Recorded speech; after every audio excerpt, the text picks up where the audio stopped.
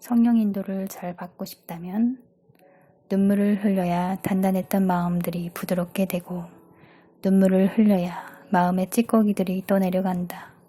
우리는 세상에 살고 있기 때문에 아무리 회개를 열심히 한다고 하더라도 나도 모르게 마음에 쓰레기들이 쌓인다. 그런 찌꺼기들이 주 안에서 흘리는 눈물을 통해 씻어지고 정화된다. 단단해진 마음밭이 부드럽게 된다. 울고 나면 마음이 시원해진다. 방언 기도를 하고 나면 시원해지듯이 말이다. 설거지하면서 잠깐 하는 방언 기도도 마음을 이렇게 시원하게 해주는데 눈물이랴. 눈물을 흘리지 못한다는 것은 마음이 그만큼 단단하다는 뜻이다. 비가 내리지 않은 땅을 보라. 얼마나 메마르고 황폐하며 단단한지. 우리 마음밭도 이와 다르지 않다. 눈물을 흘리지 않는 마음이 단단하다는 말에 반발심이 생기고 불신이 생긴다면 그것은 경험해보지 않았기 때문에 그렇다. 어떤 분이 이런 말씀을 하셨다.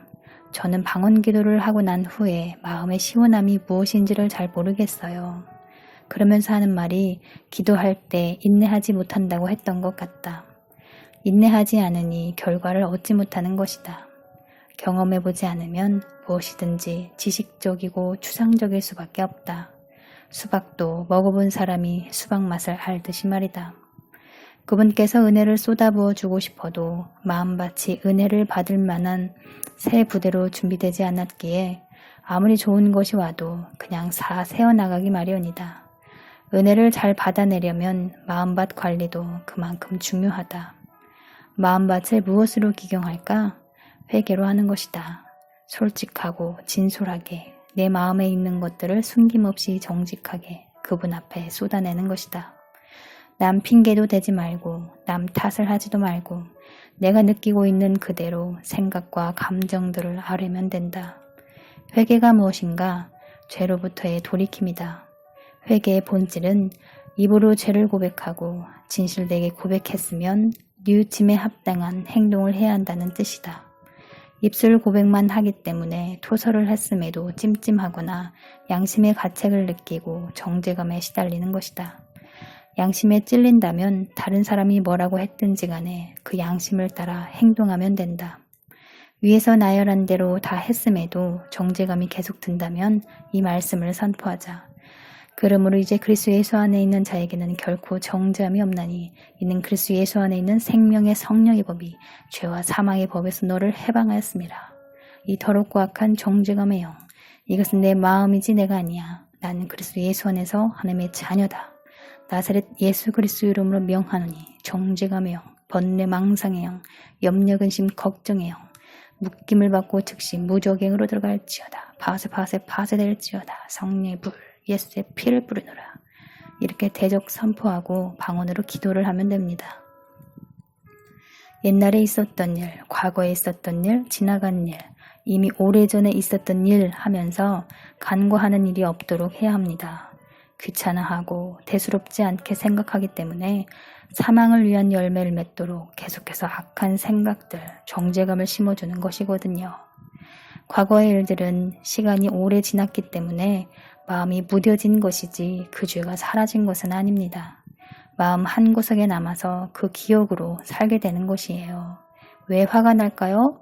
과거에 경험한 어떤 상처, 기억들 때문에 그게 건드려지니까 화가 나고 짜증나고 우울하고 뭐 그런 것이죠.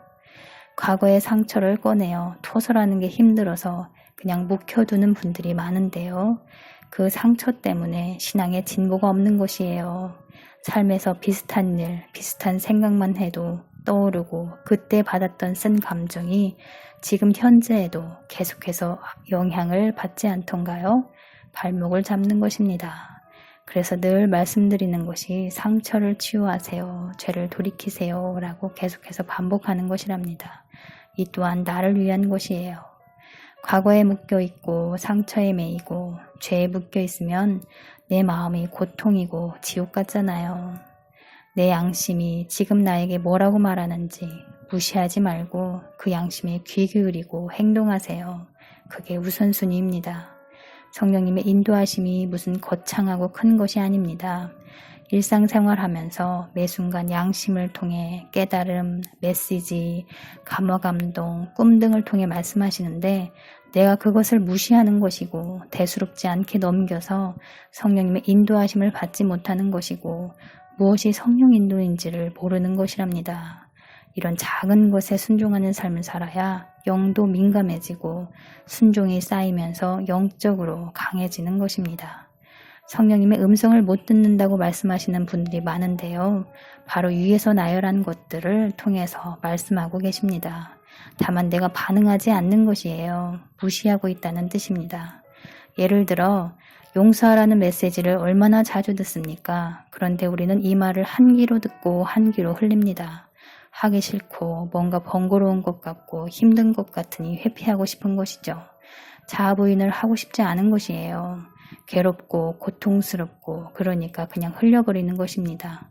양심에 찔리는 일이 있지만 그냥 그 순간의 위기만 모면하면 된다. 이렇게 안일하게 생각하는 것입니다. 그러니까 신앙의 발전이 없는 것이에요. 그냥 좀 쉽고 편한 것만 하고 싶은 마음, 스트레스 받으니 마음이 즐거운 것을 찾게 되고요. 혼의 욕구를 계속해서 채워주니 혼이 강해지는 것입니다. 혼이 강하다는 말은 자아가 강하다는 말입니다. 자존심 세고 고집 세고 자기 생각이 강해서 남의 말 잘 못 듣고 권면해줘도 좋은 마음으로 듣지를 못합니다.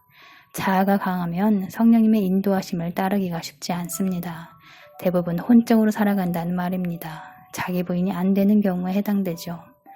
그래서 사도 바울은 몸을 쳐 복종시키라고 말씀합니다. 혼이 강하면 성령 충만하기가 어렵습니다. 자기를 부인하고 말씀과 기도로서 영의 양식을 계속 먹을 때라야 영으로 살게 되고 성령으로 충만한 삶을 살 수가 있게 되는 것입니다. 복잡하신가요? 신앙생활은 아주 단순합니다. 매일 말씀 읽고 기도하고 회개하고 찬양하고 깨달음, 양심의 찔림, 감화감동 등을 주실 때 반응하며 살면 됩니다. 그 인도하심을 따라 살면 됩니다.